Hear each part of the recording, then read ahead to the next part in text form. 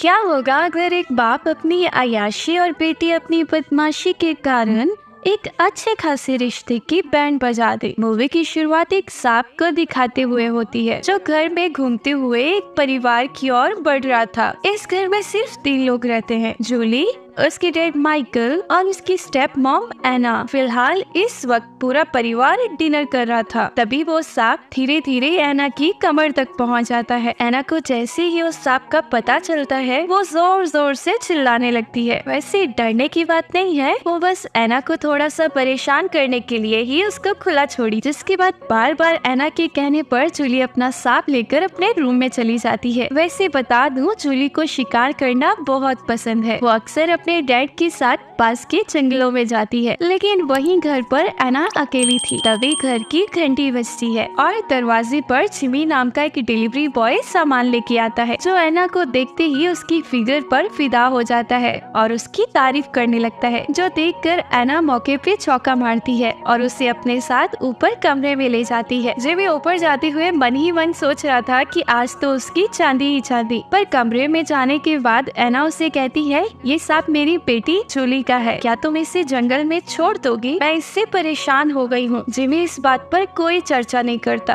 और चुपचाप सांप को उठाकर वहाँ से ले जाता है। रात को माइकल और जूली घर लौट आए थे। दोनों पूरा दिन शिकार कर बहुत थक गए थे, इसलिए घर आते ही दोनों सो जाते हैं। पर अगली सुबह जब जूली को उसका सांप नहीं मिलता तो वो एना पर बरस जाती है, क्योंकि वो जानती थी कि उनके जाने के बाद ही एना ने उसके सांप को गायब किया है। पर एना उल्टा जूली को ये सब छोड़ के पढ़ाई पर ध्यान देने का लेक्चर देने लगती है। इस लेक्चर से परेशान होकर जूली जल्दी से अपने रूम में चली जाती है और एना को इग्नोर करने के लिए अपने कानों में हेडफोन्स लगा लेती है। इसी बीच जिमी द डिलीवरी बॉय उनके घर आता है। जब उसे पता चलता है कि एना घर पर एकदम अकेली है तो मौके का फायदा उठाते हुए जिमी एना को पकड़ लेता है और उसके ऊपर टूट पड़ता है। एना खुद को बचाने के लिए खूब चिल्लाती है, पर जूली उसकी एक नहीं सुनती। जूली को ना आता हुआ देखकर एना और तेजी से चिल्लाने लगती है, मगर इस बार जूली उसकी आवाज सुन लेती है और जब बाहर आकर देखती है कि कोई अजनबी एना के साथ जबरदस्ती कर रहा है तो जूली जल्दी से अपनी गन उठाती है और जिमी को अपने निशाने पर लेने लगती है। पर जैसे ही वो उसके निशाने पर आता है जूली कुछ सोचने लगती है और जिमी पर गोली नहीं चलाती। जूली को लग रहा था कि ये अजनबी एना को मार देगा, इसलिए वो गोली नहीं चलाती, क्योंकि वो एना को मरते हुए देखना चाहती थी। एना अभी भी अपनी गुफा को बचाने की जी तोड़ कोशिश कर रही थी, पर इसी बीच जिमी के हाथों से गलती से एना मारी जाती है। जूली जैसे ही ये सब देखती है वहाँ से भाग जाती है। दरअसल जूली एना को बहुत नफरत करती है। एक तो वो उसकी सौतेली माँ और ऊपर से उसने उसका प्यारा सांप भी उससे दूर कर दिया। पर यहाँ जिमी को नहीं पता था कि घर पे एना के अलावा भी कोई और है। कुछ दिनों बाद जूली से उस दिन के हादसे के बारे में पूछा जाता है, पर जूली पुलिस से कहती है कि उस वक्त वो अपने कमरे में सो रही थी और जब तक वो एना की चीख सुनकर बाहर आई तब तक वो हत्यारा वहाँ से भाग गया था। दरअसल जूली ने जानबूझकर झूठा बयान दिया था। वो चाहती तो पुलिस को जिमी का पूरा हुलिया बता सकती, पर उसने ऐसा नहीं किया, क्योंकि अब उसे जिमी बहुत अच्छा लगने लगा था, क्योंकि उसने उसकी सौतेली माँ को मारा था। थोड़ी ही देर बाद दोनों बाप बेटी घर आ जाते हैं, जहाँ जूली अब माइकल का बहुत ध्यान रखती है और उसकी सारी जरूरतों का पूरा ध्यान रखती है। अगले दिन माइकल अपने घर एक नई औरत को लेके आता है। इस औरत का नाम समीरा था, जिसे माइकल का घर बहुत अच्छा लगता है। माइकल समीरा से शादी करना चाहता था और उसी वक्त तलाकशुदा समीरा भी माइकल से शादी करने के लिए राजी हो जाती है। जब ये बात माइकल जूली को बताता है कि वो फिर से शादी करने वाला है, जूली को ये न्यूज सुनकर बहुत बुरा लगता है और इसी बीच वहाँ एक बोट आ जाती है जिसमें समीरा और उसका बेटा था। माइकल जल्दी से उनके पास जाकर उनका स्वागत करता है और सब लोग साथ बैठकर डिनर करने लगते हैं, जहाँ समीरा जूली से बात करने की कोशिश करती है, पर जूली कोई जवाब नहीं देती। रात में जब माइकल और समीरा प्यार कर रहे थे तो जूली उन्हें छुपकर देखने लगती है। वो समीरा की जगह खुद को देखना चाहती थी। वो चाहती थी कि ताकि उसका पिता माइकल उसके साथ भी प्यार करे। यहाँ हम व्यूवर्स जान पाते हैं कि जूली अपने पिता से ही शादी करना चाहती थी। वो माइकल को किसी और की बाहों में नहीं देख सकती थी। इस बार उसने फैसला कर लिया था कि वो कैसे भी समीरा को माइकल से दूर करके रहेगी, इसके लिए चाहे उसे जो भी करना पड़े। कुछ दिनों बाद जूली मार्केट में थी, तभी उसे वहाँ जिमी दिखता है, जिसका पीछा करते करते जूली उसके घर का पता लगा लेती है और पूरी प्लानिंग के साथ जिमी को कॉल करती है और कहती है, मैं जानती हूँ तुमने ही एना को मारा है। जो सुनकर जिमी एकदम घबरा जाता है। आगे जूली कहती है, मैं एना की बेटी बोल रही हूँ। तुम जब मेरी माँ को मार रहे थे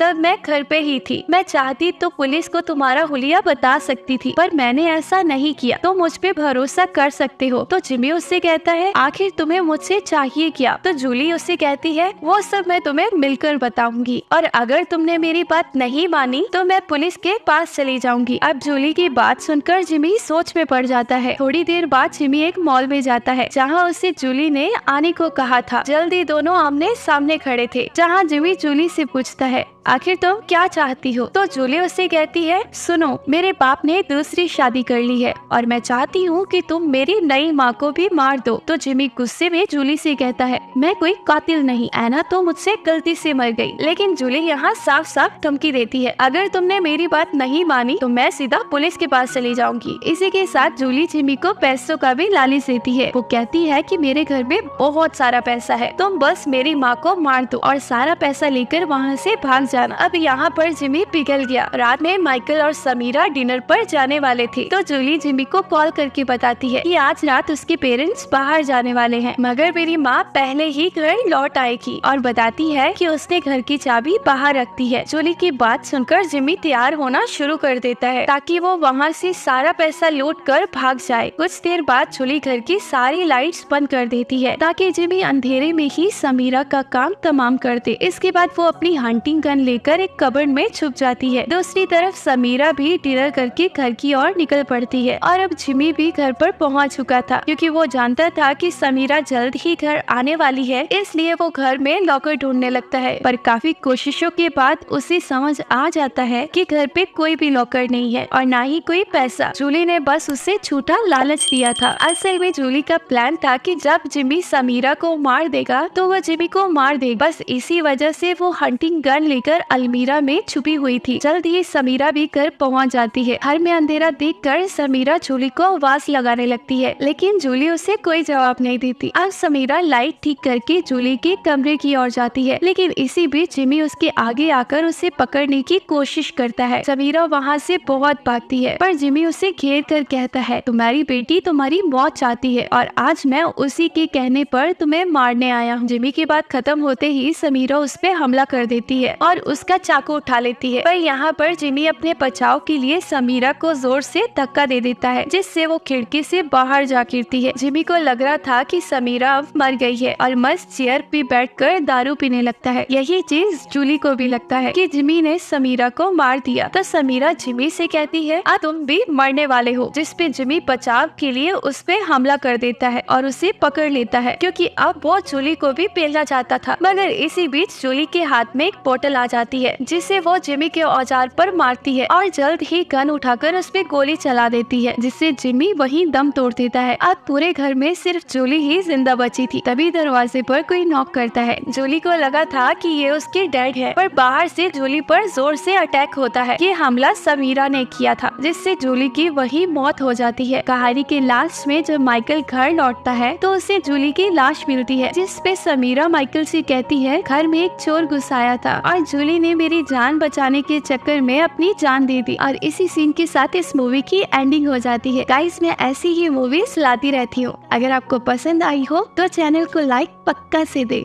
थैंक यू। हाँ।